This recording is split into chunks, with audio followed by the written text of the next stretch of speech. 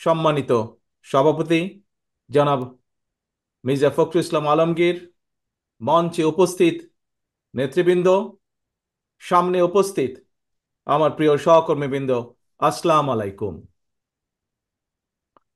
বাংলাদেশের বীর ছাত্র জনতা, নারী শিশু, কৃষক, শ্রমিক, সকল শ্রেণী পেশার মানুষ, সর্বস্তরের জনগণ বিশ্বকে দেখিয়ে দিয়েছে বাংলাদেশের জনগণ বন্দুকের সামনে বুক পেতে দিতে রাজি, তবুও তারা স্বৈর শাসনকে মেনে নিতে রাজি নয়।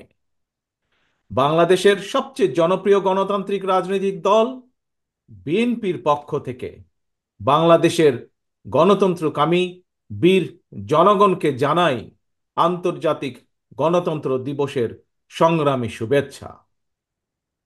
প্রিয় ভাই বোনেরা, গণতন্ত্র প্রতিষ্ঠার সংগ্রামে শহীদী মৃত্যুবরণ করেছেন যারা, আহত হয়েছেন যারা, হাত পা চোখ হারিয়ে চিরতরে পঙ্গুত্ব বরণ করেছেন, দেশের গণতান্ত্রিকামী জনগণ আজীবন তাদের এই আত্মত্যাগ এবং অবদান শ্রদ্ধার সঙ্গে স্মরণ করবেন। হতাহতদের প্রতিটি পরিবারের প্রতি অবশ্যই রাষ্ট্র তার যথাযথ দায়িত্ব পালন করবে বলে আমরা বিশ্বাস করি। লাখো শহীদের বিনিময়ে অর্জিত স্বাধীন গণতান্ত্রিক বাংলাদেশের রাষ্ট্র, রাজনীতি, শাসন প্রশাসন হওয়ার কথা ছিল government of the people, by the people, for the people.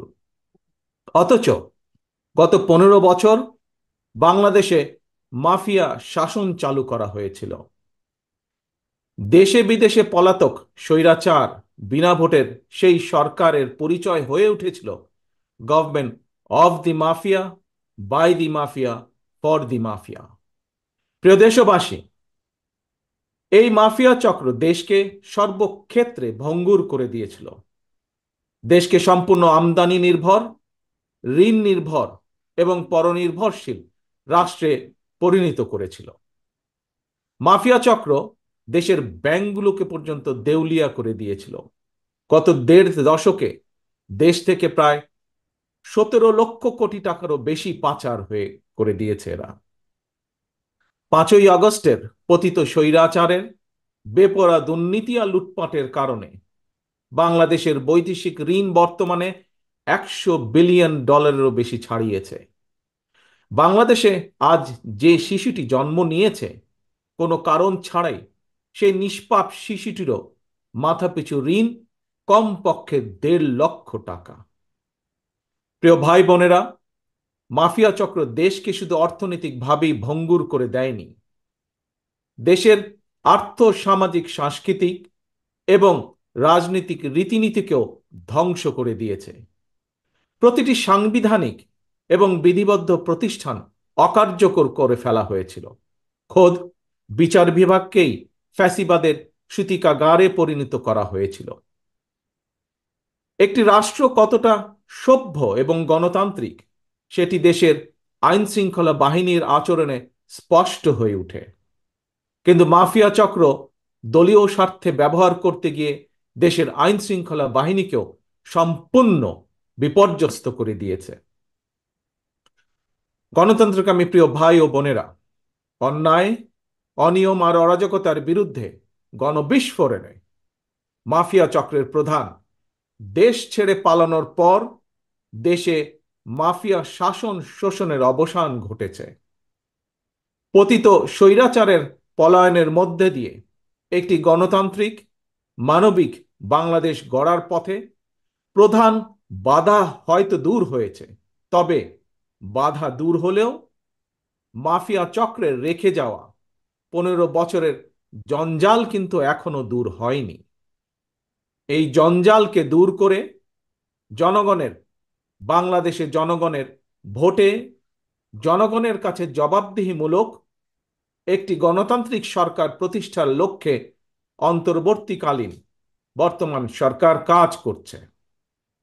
তবে মাফিয়া চক্রের প্রধান দেশ ছেড়ে পালালেও মাফিয়া চক্রের বেনিফিশিয়ারি অপশক্তি প্রশাসনের ভেতরে থেকে কিংবা রাজনীতির ছদ্মবরণে অন্তর্বর্তীকালীন সরকারকে চ্যালেঞ্জ ছুড়ে দেওয়ার অপচেষ্টা কিন্তু অব্যাহত রেখেছে। প্রিয় দেশবাসী, ভাই ও বোনেরা, বর্তমান অন্তর্বর্তীকালীন সরকার হাজারো শহীদের রক্তের বিনিময় লক্ষ কোটি জনতার গণ অভ্যুত্থানের ফসল।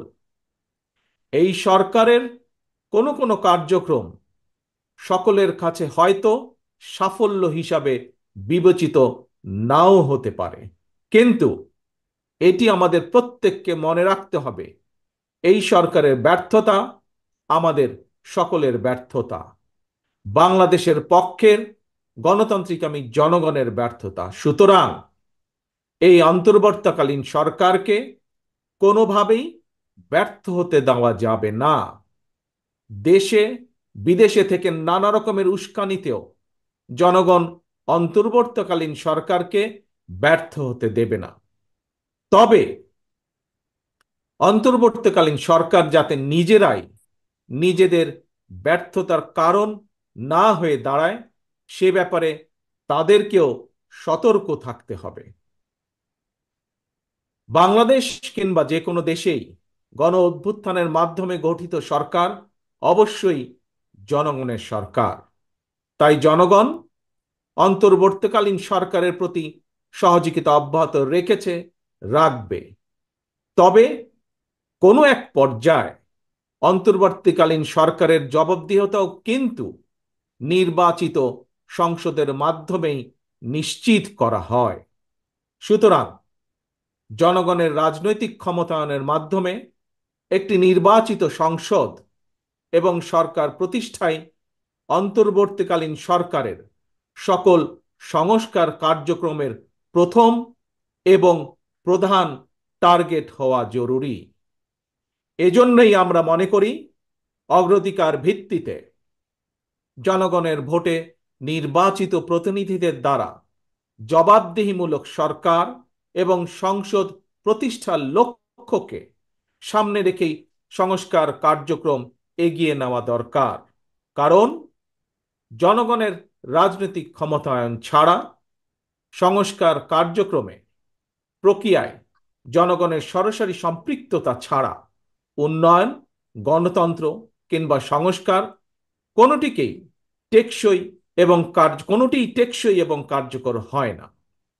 একটি অবাধ, সুষ্ঠু এবং নিরপেক্ষ নির্বাচনের মাধ্যমে প্রতিটি ভোটারের ভোট প্রদানের অধিকার নিশ্চিত করে ভোটারদের কাঙ্ক্ষিত প্রতিনিধি নির্বাচন করার অধিকার প্রতিষ্ঠার মাধ্যমেই জনগণের রাজনৈতিক ক্ষমতায়ন নিশ্চিত করা সম্ভব।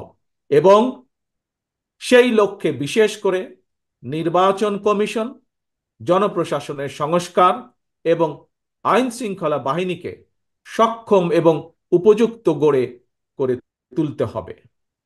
অগ্রাধিকার ভিত্তিতে পদক্ষেপ নিতে হবে। অন্তর্বর্তীকালীন সরকার ইতিমধ্যেই বেশ কিছু ক্ষেত্রে সংস্কার কার্যক্রম হাতে নিয়েছে। তবে আমরা মনে করি অন্তর্বর্তীকালীন সরকার এজেন্ডা সেটিং এর ক্ষেত্রে অগ্রাধিকার ভিত্তি নির্ধারণ করতে না পারলে গণ অভ্যুত্থানের সাফল্য ব্যাহত করতে ষড়যন্ত্রকারী নানা চক্র সুযোগ গ্রহণ করতে পারে এবং এরই ভিতর এর কিছু কিছু আলামত আমরা দেখতে পাচ্ছি। প্রিয় দেশবাসী, এবারের গণ অভ্যুত্থানের চরিত্র অতীতের যে কোনো গণ অভ্যুত্থানের চেয়ে ব্যতিক্রম। কেন ব্যতিক্রম? কারণ পলাতক স্বৈরাচারের অবৈধ শাসনকালে সকল গণতান্ত্রিক অধিকার, মানবাধিকার হারিয়ে জনগণ পরাধীনতার শৃঙ্খলে আবদ্ধ হয়ে পড়েছিল। এমনকি হুমকির সম্মুখীন ছিল দেশের স্বাধীনতা ও সার্বভৌমত্ব। তাই এবারের গণ অভ্যুত্থানের মধ্যে দিয়ে কেবল মানুষের অধিকারই প্রতিষ্ঠিত হয়নি, দেশের স্বাধীনতা, সার্বভৌমত্ব রক্ষা পেয়েছে। দেশ এবং জনগণ এখন স্বাধীন। গুম, খুন, অপহরণ আর বিভীষিকাময় আয়নাঘরের আতঙ্ক মুক্ত। স্বাধীনতা সার্বভৌমত্ব রক্ষার পর এবার দেশ এবং জনগণের স্বাধীনতা সুরক্ষায় প্রথম কাজ হতে হবে রাষ্ট্র এবং সমাজে মানুষের গণতান্ত্রিক অধিকার এবং লুণ্ঠিত ভোটের অধিকারকে পুনঃপ্রতিষ্ঠিত করা। তাই প্রিয় ভাই ও বোনেরা, দেশে বর্তমানে প্রায় 12.5 কোটি ভোটার। এর মধ্যে 2009 সাল থেকে এ পর্যন্ত ভোটার তালিকায় প্রায় 2.5 কোটিরও বেশি নতুন ভোটার সংযুক্ত হয়েছেন। ভোটার হবার পর তরুণ প্রজন্মের এই 2.5 কোটিরও বেশি ভোটার একটিও জাতীয় নির্বাচনে ভোট দেবার সুযোগ পায়নি। ভোট দিয়ে তারা তাদের কাঙ্ক্ষিত জনপ্রতিনিধি নির্বাচন করতে পারেনি, অথবা তাদের নিজেরাও কেউ ভোটে নির্বাচিত হয়ে জনগণের প্রতিনিধিত্ব করার সুযোগ পায়নি। বিএনপি বিশ্বাস করে, বিএনপি মনে করে দেশের জনশক্তির অর্ধেক নারী এবং তারুণ্যের এই বৃহৎ অংশকে রাজনৈতিক অংশীদারিত্বের বাইরে রেখে একটি বৈষম্যহীন মানবিক রাষ্ট্র গঠন সম্ভব নয়। সংবিধান কিংবা প্রবিধানে যাই থাকুক, জনগণের রাজনৈতিক এবং অর্থনৈতিক ক্ষমতা নিশ্চিত করা না গেলে, সংস্কার প্রক্রিয়ায় জনগণকে সম্পৃক্ত করা না গেলে শেষ পর্যন্ত কোনো সংস্কার কার্যক্রমেরই কার্যকরী ফল পাওয়া যাবে না। প্রিয় দেশবাসী, ভাই ও বোনেরা, রাষ্ট্র, রাজনীতি এবং রাজনৈতিক দল হিসেবে বিএনপি দলীয় রাজনৈতিক কার্যক্রম সংস্কারের লক্ষ্যে প্রথমে 2022, পরবর্তীতে 2023 সালে বাংলাদেশের পক্ষের গণতান্ত্রিক রাজনৈতিক দলগুলোর প্রতিনিধিদের উপস্থিতিতে 31 দফা কর্মসূচি ঘোষণা করেছিল। তবে ঘোষিত 31 দফাই শেষ কথা নয়। বিএনপি মনে করে রাষ্ট্র কিংবা রাজনীতি সকল ক্ষেত্রেই সংস্কার কার্যক্রম একটি ধারাবাহিক এবং চলমান প্রক্রিয়া। সুতরাং রাষ্ট্র এবং রাজনীতি সংস্কারে বিএনপি ঘোষিত 31 দফা সংস্কার কর্মসূচির আরও প্রয়োজনীয় পরিবর্তন পরিমার্জনকেও বিএনপি স্বাগত জানায়। এমনকি কেউ যদি মনে করেন একটি উন্নত এবং নিরাপদ বাংলাদেশের জন্য আরও নতুন রাজনৈতিক দলের প্রয়োজন রয়েছে, তাতেও দোষের কিছু নেই। কারণ শেষ পর্যন্ত জনগণই চূড়ান্ত সিদ্ধান্ত নেবে। জনগণ কাকে সমর্থন জানাবে কিংবা কাকে সমর্থন দেবে না, এটি তাদেরই চূড়ান্ত বিষয়। এ কারণেই বিএনপি বরাবর জনগণের ভোটের অধিকারের উপর জোর দিয়েছে। বিএনপি মনে করে একমাত্র অবাধ, সুষ্ঠু নির্বাচনের মাধ্যমেই রাষ্ট্র, রাজনীতি এবং রাজনৈতিক বন্দোবস্তের সঙ্গে জনগণের প্রত্যক্ষ অংশদারিত্ব তৈরি হয়। গণতান্ত্রিক আমি প্রিয় ভাই ও বোনেরা, গণ অভ্যুত্থান কিংবা সংস্কার কার্যক্রম নিয়ে রাজনীতির মাঠে নানা রকম কথা হচ্ছে। গণতান্ত্রিক রাজনীতিতে এটি একটি স্বাভাবিক এবং গ্রহণযোগ্য রীতি।